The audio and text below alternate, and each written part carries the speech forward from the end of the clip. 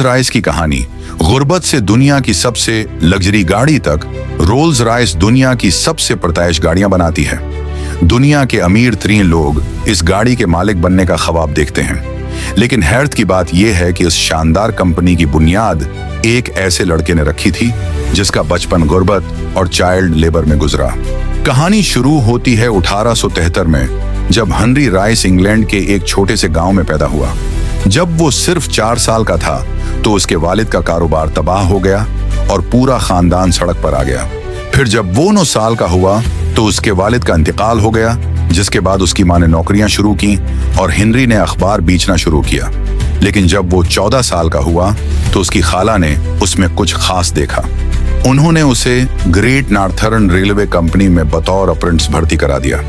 अगले 3 साल वो दिन रात मेहनत करता रहा। इस दौरान उसने लकड़ी का काम, रियाजी और इलेक्ट्रॉनिक्स सीखा। 17 साल की उम्र में वो मुकम्मल मैकेनिक बन चुका था।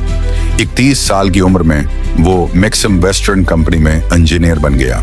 लेकिन जब ये कंपनी बंद होने लगी तो राइस ने नौकरी के बजाय खुद की कंपनी खोलने का फैसला किया।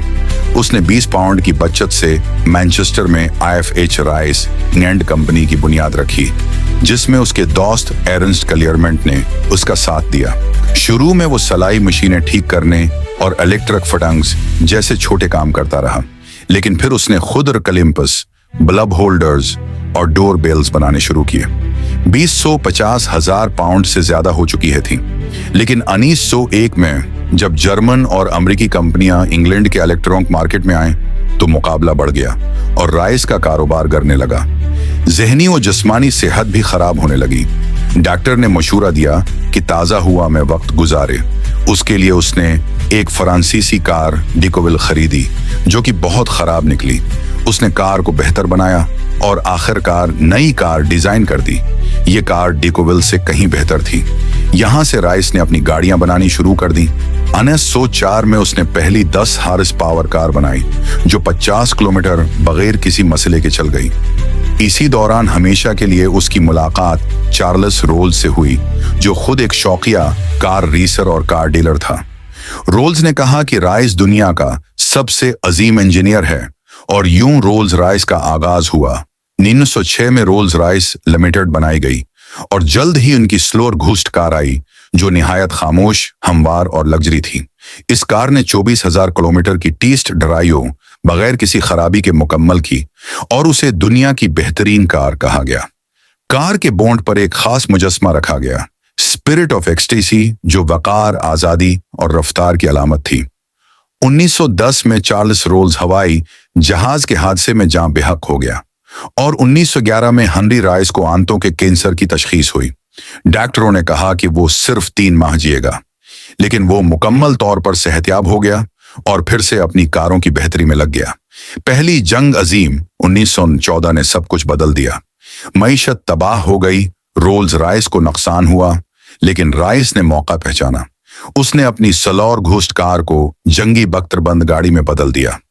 ये गाड़ियां मैदानी जंग में अस्पताल गाड़ियों के तौर पर और अफसरों की सवारी के लिए इस्तेमाल हुई। उसी दौरान राइस ने हवाई जहाज के इंजन बनाना शुरू किए। 1915 में उसने एगल इंजन लॉन्च किया, जो बर्च एयरफोर्स के लिए सिंगी मेल साबित हुआ।